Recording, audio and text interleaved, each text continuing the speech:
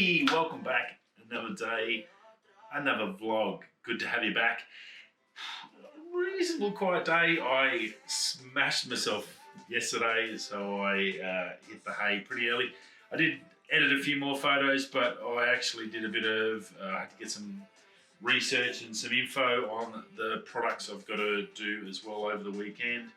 So, yeah, got a bit on. Very busy at the moment. As always, it hasn't stopped for 6 months, but I'm definitely still way behind. But well, not way behind. It's good.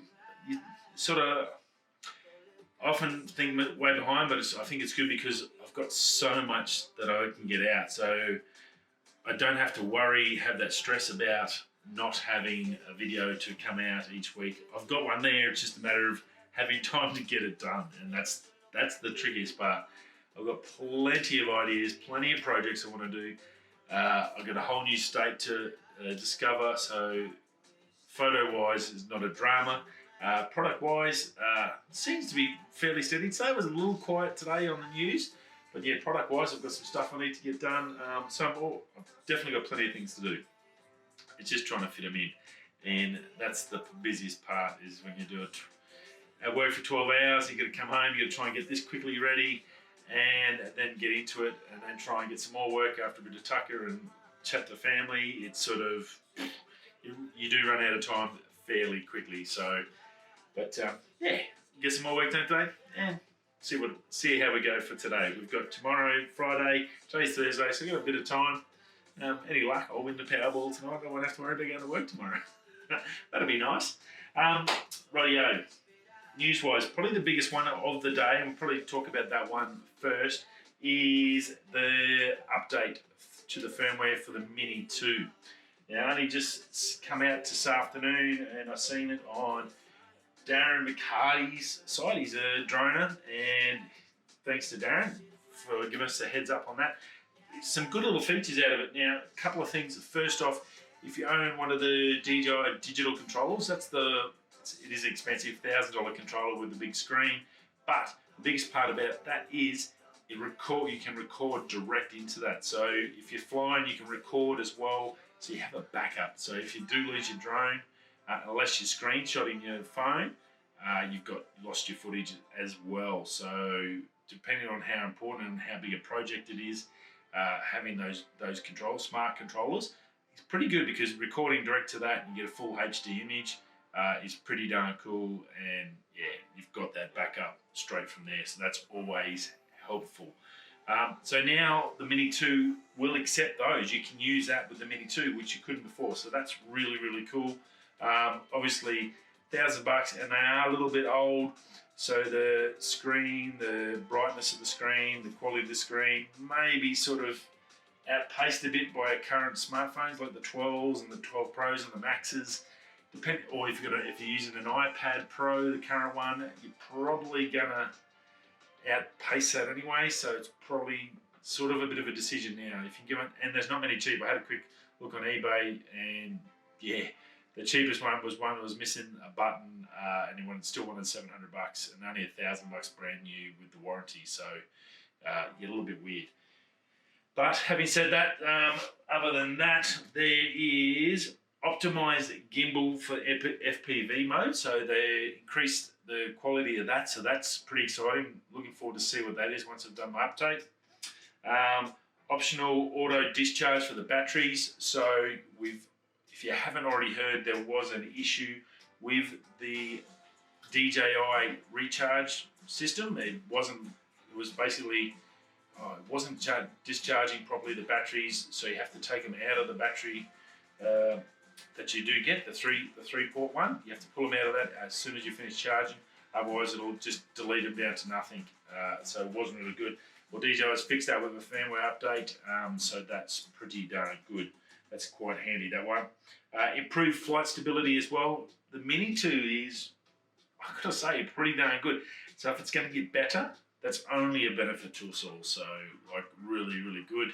The Mini 2 just gets better and better. It's just the value for money for this thing is pretty insane for something you can shove in your pocket. It is literally like, it's like how big? You can't beat that. 4K if you want it. I actually am now shooting more 1080 but 60 frames due to the fact that it is a lot smoother. So when you change your directions or you don't get those little jumps, the 4K has a beautiful image. And if you're just doing a one shot and doing that, that's fantastic. But I'll generally, if I'm doing a investigate and doing a bit of a suss out, I will pretty much run it in 60. If I need to go back, I can always go back on a second battery and shoot an area in 4K and do some tricks that way. So it actually it's a lot smoother when you actually play it back and when you go to edit it. And also then if you're going to speed it up, which I generally try and speed up with the drone, try and do it as in 2 times speed. So it's a little bit more quicker, so it's not just 5 minutes straight of just a drone flying around. And people try not to let too much boredom set in on a video. Trying to keep it under 10 minutes or around the 10-minute mark is a hard task by any means. If you've done YouTube, I'm sure you understand. But yeah, so that always works too. So the 60 frames helps in that respect as well. But stability, that's another great thing. And also reduced gimbal calibrations. So look, I do get a few of them, I guess, but if it reduces them, great. They're not really something that really stresses me out or is a pain in the ass. Generally, maybe once if I'm flying it. Like really, that's not that much considering how long it takes. Literally like 10 seconds and you got it calibrated. It's only if you're near big metal structures that I've had dramas with it. But look, reduced calibrations. They're putting the time and effort in to make this a really great drone. It already, I believe, is their best drone. Just purely for value for money. For $1,000 for the Fly More combo, or $1,100, you get 4K if you want it. You get good photos, good options there, good little tricks. And now we're getting better and better stuff through firmware updates, so they're looking after you. And the size package, as I've said it probably a million times, it fits into where a lens slot goes in my camera bag, which is perfect. You're not taking up whole length. It's just one of those small vertical holes, just a normal squares, like a nifty 50 or something where that fits. Well, this will fit straight in there, so it's pretty hard to beat that. So very cool from them. Apple is getting rid of face masks in the States. Obviously, COVID, it's definitely not over. We've got more issues in Australia. We'll talk about them in a sec. But Apple is going to looking into next week or this week, maybe starting this week. If you've got a vaccination, you don't have to wear a mask in their store. How they're going to quantify that and how they're going to, I guess, check that you have got your vaccination. Have you got your first part but not your second part? I'm not sure how they're going to do that, but look, they're going to be, I'm sure they've got a plan on how they're going to do it. Is there going to be customers that get angry, upset? There's always going to be customers that are whinging or moaning about something like that. So you're never going to keep everyone happy, and I understand that completely. But look, they're trying to do the best they can. They're trying to get rid of that and get back to some sort of normality as much as we can. It is crazy times at the moment. You only need 3 people to get COVID in Australia, and they shut the whole state and everyone in the state stuff. So you have millions of people locked up and can't do anything for 1 or 2 people. Very crazy here in Australia. Look, it's probably helped us a bit, but it's also, I guess, very frustrating for a lot of people. Victorians have been smashed multiple times. Sydney's just got smashed again. They've only got 3 cases, but basically WA, Queensland have locked them out, and Queensland is now requiring a online entry form to get into the state. So I've got to work out my flights now. That's my next trick. I've got to work out what I can and can't do online as well. Another job for me, which is awesome. I've already changed this flight 3 times, or this will be the 3rd time, and find out how I'm going to get home.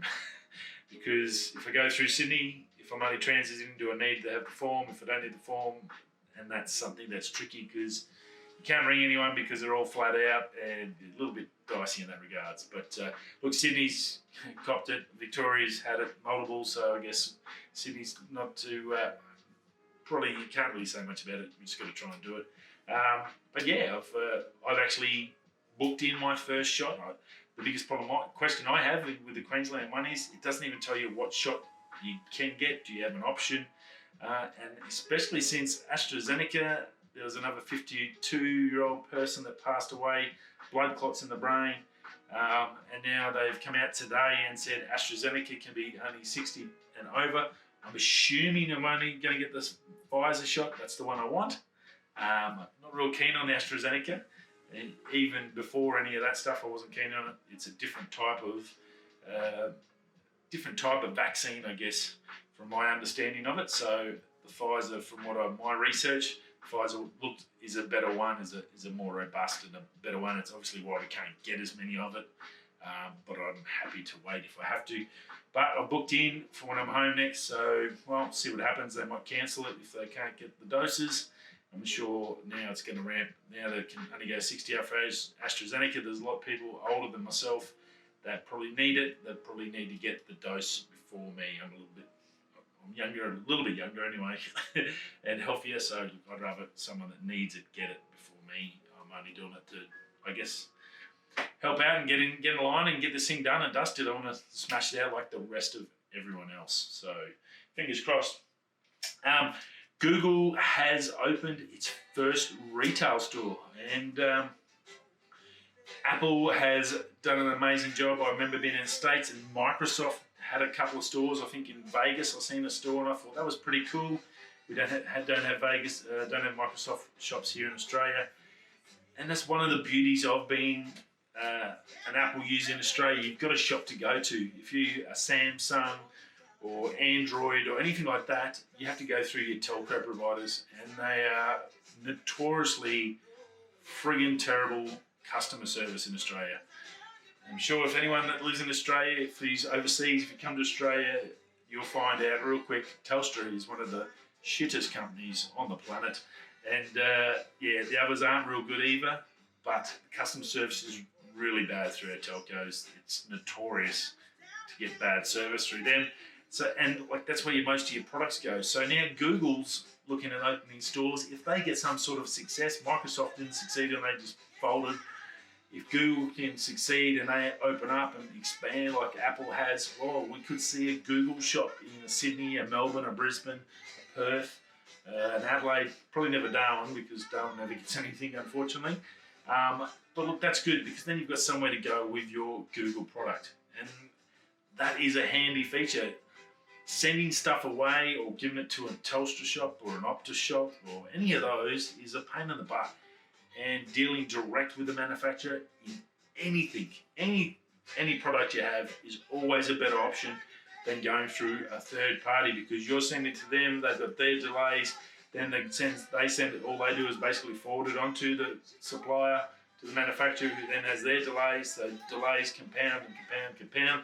Logistically, it is a show, if you know, shit show, if you know what I mean. So look, it's always better, and I think if Google can make it work, it's very similar to an Apple store. It does have some little different things. It's got Google Stadia, so there's a gaming area. That's a photo I've chucked up on the thumbnail, if you had a quick gander at that. So that's a bit of the inside of the little Google Stadia area. Other than that, it's very Apple-esque, I do have to say. It's very clean, neat. It's got woods and all that artsy-fartsy, fancy, nice stuff, I guess. To me, it's just tech. I just want to go in and get the stuff and get out. I don't care what it looks like. It doesn't really matter. I guess it's nice if you're going stuck in there for a couple of hours, being in a nice-looking shop than an ugly shop. But it all depends on your preference. But look, good on Google. I hope they have a win. Now, it's in the Chelsea suburb, and that photo, just a shout out to the photo, Paul Warchell shot that shot. So just want to let you know.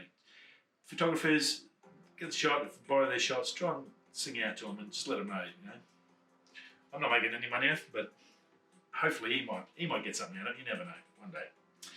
Now, bad news for Starlink. Now, I'm a big Starlink fan, and I'm super keen to get it here so I could offload Telstra and get rid of them for the rest of my life. Dishes in Arizona have been overheating. Obviously, Arizona, some hot temps. Being a desert, you get hot and you get cold.